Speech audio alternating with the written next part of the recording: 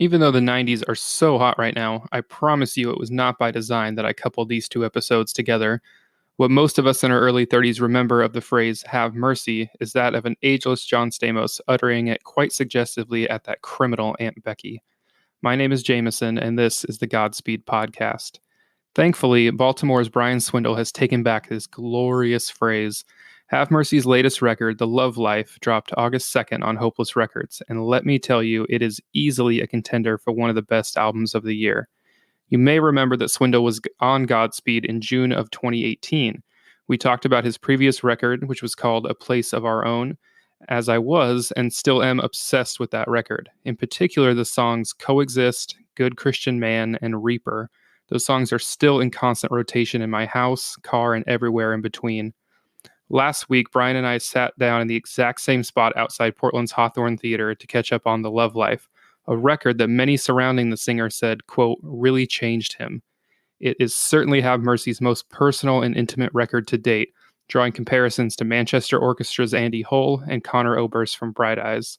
To quote my very own review of The Love Life from New Noise magazine, quote, the truth is, Have Mercy shouldn't be compared to anybody, whether that's a forerunner or a contemporary. The Love Life stands beautifully on its own 2 feet, boasting and somehow balancing haunting moments in songs like We Ain't Got Love with the simple joys of beach drinking alongside your friends in songs like 40 Ounces. You can follow Brian on Instagram and Twitter at HaveMercyMD. I hope you enjoy my chat with Brian Swindle of Have Mercy.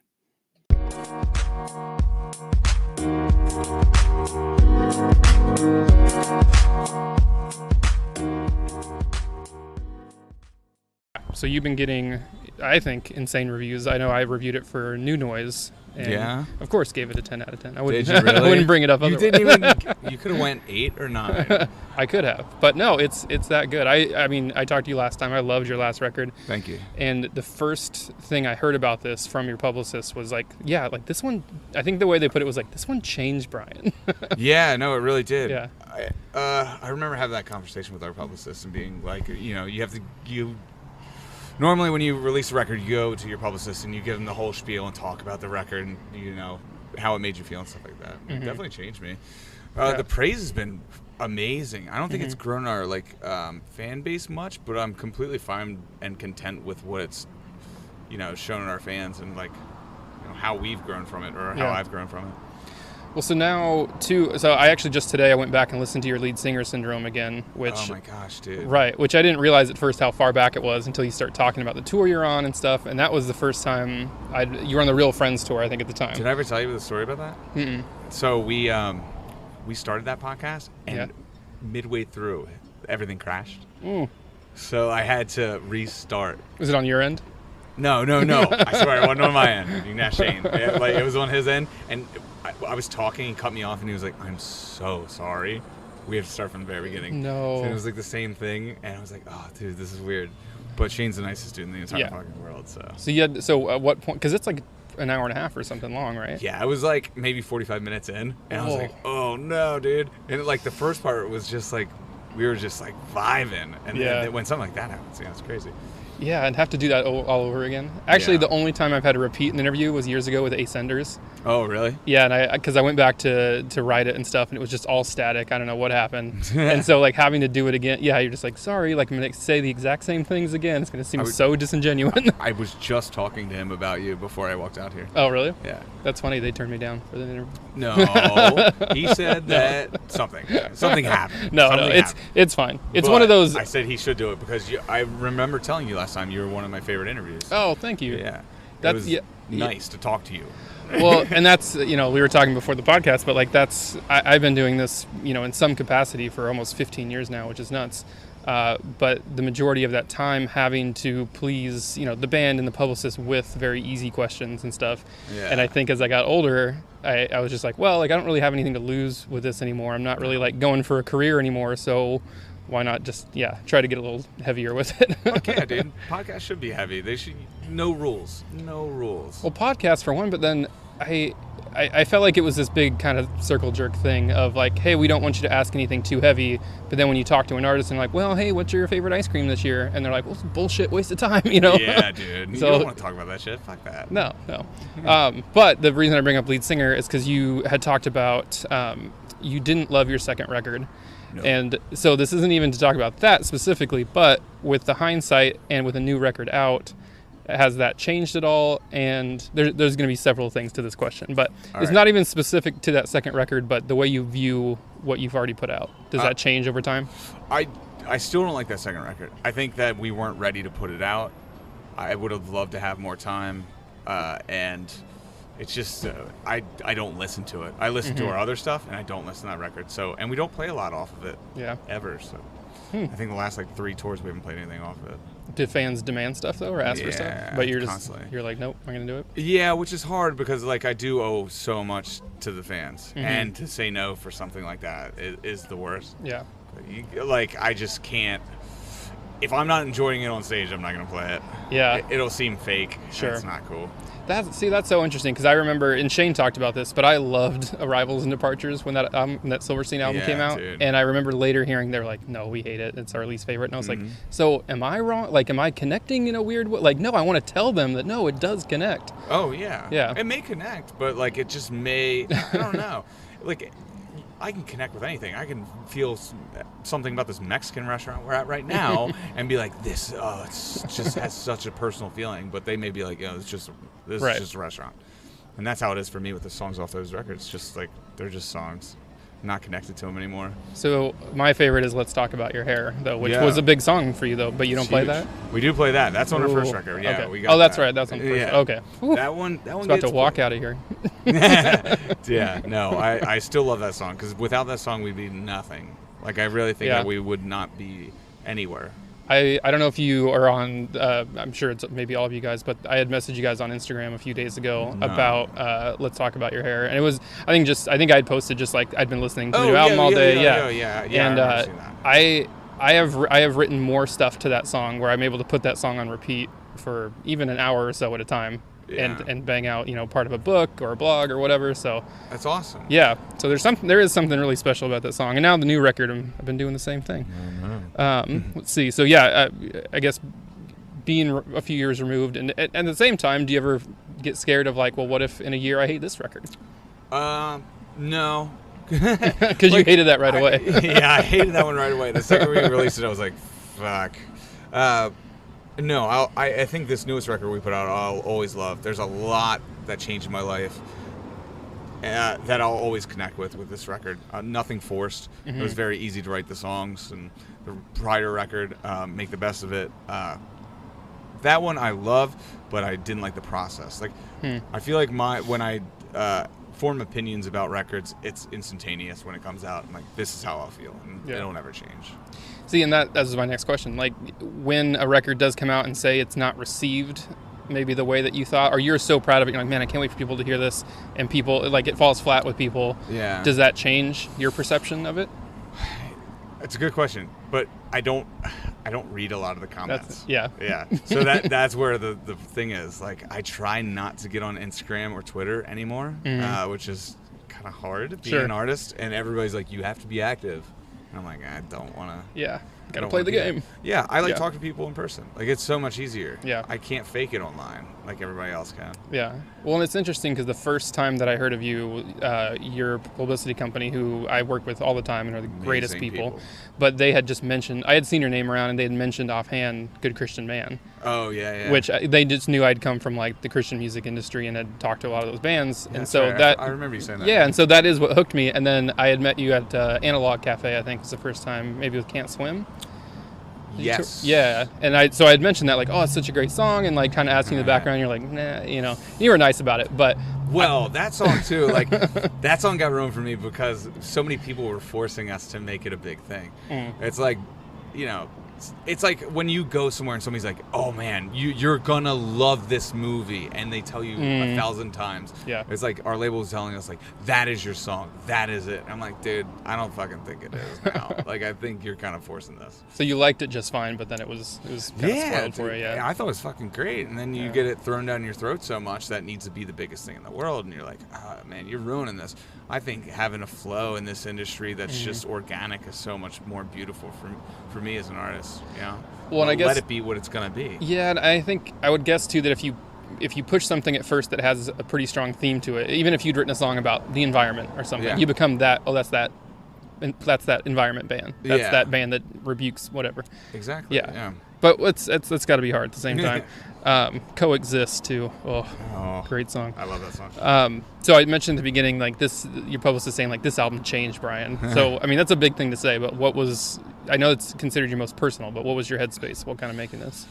Well, like for me, last time we went in the studio, we spent seven months on our last record, and just were grinding to get songs out, and it felt very unnatural.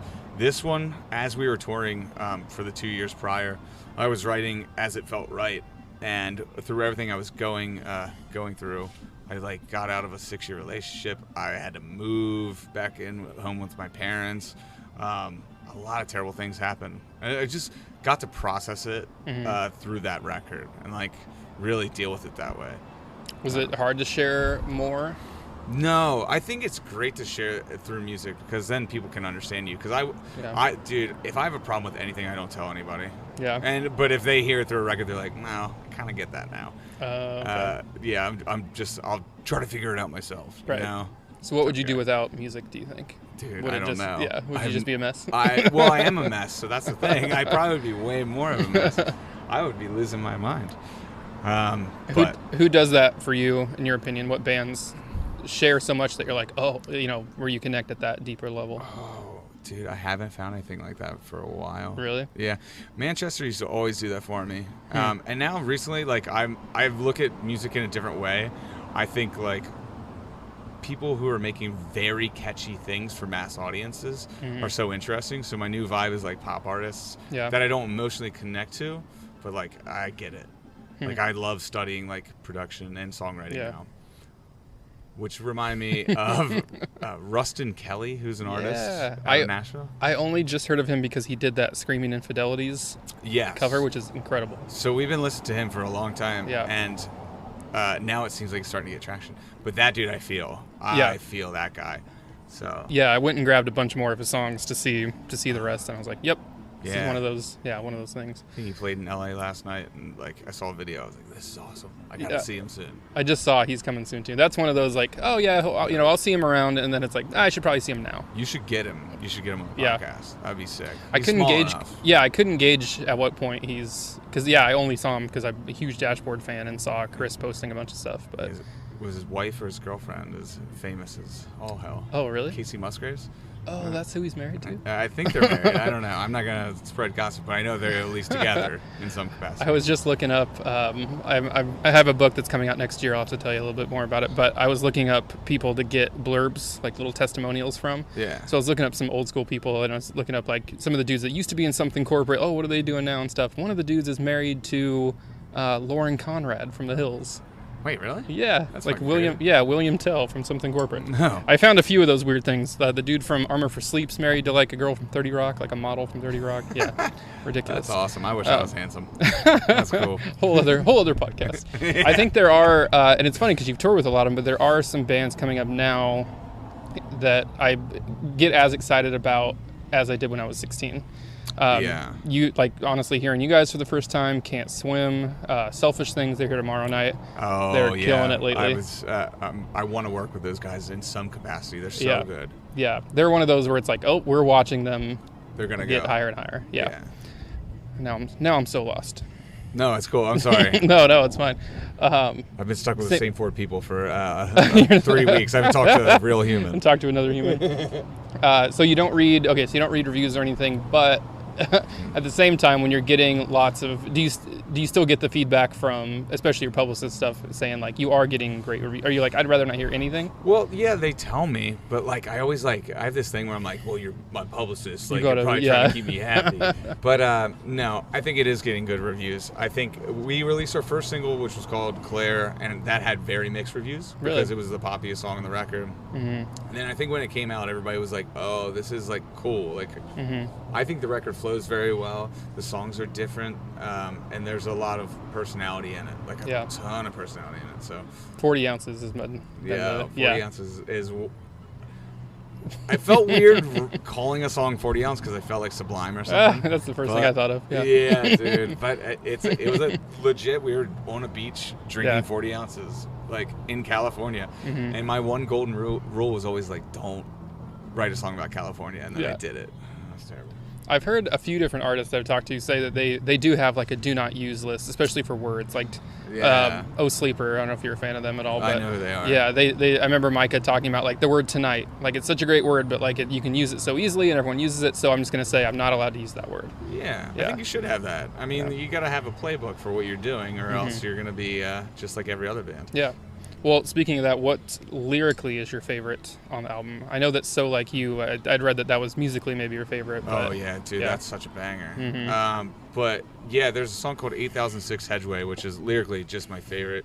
Because it really, I got to dump a lot of, like, the things that go on in my head in a song. And I remember I was just freestyling it when I wrote it. And everybody who was watching me freestyle it at rehearsal was like, holy shit, like that's a great song. I was like, oh, okay. And then I like took all those ideas from this audio recording that I had that was labeled 8006 Hedgeway and went and like wrote the song. But I like talk about me getting jumped, like me watching my cousin die when I was a kid, like all this like real shit. Yeah. And things that I don't talk about with my family either. So when they hear it, they'll probably be like, hey, okay, we get you a little better. It's cool. Is there any sense with your family or friends when you do stuff like that where it's kind of you get like that text or that call, it's like, you okay, man? Oh, all the time. Every single day. And like, you know, I got to be honest, like every other day is different. So I got to be like, I'm not okay today or I am okay today. But it's nice because for me, I need that. I need people to care about me. I think it's weird. It's a needy thing, but I need friends and family. Yeah. So when you get that text or that call, it does. You will engage and go with it. I'm not gonna be like, yeah, thanks, bud. Yeah. Like, no, weird. I'm fine. Just listen to the song. Yeah. No. You gotta talk to them. That's why they're around, man. That's why they're the closest people in your life. So you can dump all that shit on them, and I'll always be there for them to do the same. Yeah. That song is very Jimmy Eat World, I would say too. Yeah. Really. Yeah. Cool. Yeah. That's always a compliment, I'd say. I feel like I said this to you earlier, but the cliche questions of like, hey, what was the recording process, right? Like, or lyric writing. I do want to ask about lyric writing, but only because we talked to so many different creatives, and I always want to know, like, do you have a golden hour? Do you have a set time? Can you sit down and force yourself to write lyrics? Is it just keeping notes on your phone here and there? It's a lot of bump the mic. It's a lot of keeping notes on my phone. But yeah, like today I wrote a song in our van on the way here, and immediately like I was like, oh, I have an idea, and grabbed the guitar. And I was like, does anybody have a guitar pick? Like it's in that moment I have to have something done, or else I just completely lose it. It's never like I set time aside to do it. Though. Yeah, even when you're at home, it's not just like, all right, Monday morning we gotta. Yeah. I never write at home. It's very rare. But on the road I have a lot of inspiration. Yeah. But yeah, if I don't write it down or record it when I first get it going, I'm fucked. Yeah. Chuck Palahniuk, who's from Portland Fight Club and all that, he was telling Joe Rogan that he was writing he was doing something for a book on a plane, and Joe Rogan's like, oh, I can never write on a plane. How do you do that? And he's like, well, that's typing. He's like, writing is the last 5 years I spent like jotting down a note while I was talking to somebody else or while I was at dinner. Like that's all. Even thinking about writing is writing. Like everything else is just typing up the end product. So, exactly. So I do that all the time. Like I'll take notes everywhere I go about things I need to remember. And when I'm going back to write a song and I see something that I wrote down that's like very like powerful, I'm like, oh, that needs to be a song. Like that should be something. But also like just the chord progressions and the tone of the song when I'm jamming on a guitar will just bring forth lyrics and memories from my mind. So you touched on comedians there at the beginning, but what what outside of music And music included too, but outside of music, what has been kind of getting you excited creatively lately? Dude. Podcasts, films, anything? Oh yeah, I listen to a lot of podcasts. Films are kind of iffy here and there right now. I'm not too excited for anything. I did want to see It and Joker. I haven't seen those. Yeah, Joker. Can't wait for that. Yeah, comedy though is really like, dude, what I've been diving into, and I've been trying to write a stand-up routine for the past like month, and just to see if I can get like 10 minutes, and if I can get 10 minutes, I want to go try it. That's like, I've been really creatively driven in that way, and I'm not a naturally funny person, but I think that I can write something that would be pretty cool. And I have a lot of dumb stories from the road. Yeah, very like weird, dark stories that I would be comfortable telling. See, and I think even if you just got up and told those, but you sat down and crafted it to where it is, like you do have beats and punchlines and stuff. Yeah, like you have the material already there. Yeah, because I tell, like, I feel like a veteran whenever I'm on tour and I have these like hired guys on the road with me, and I'm like telling all these stories that are flashing back as we're in different cities. I feel like they think I'm crazy and that it never happened, but I'm like, no, I swear to God, this happened that night.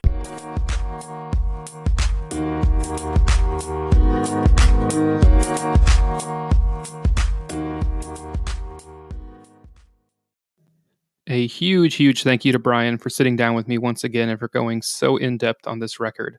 Again, the album is called The Love Life. It's out now on Hopeless Records.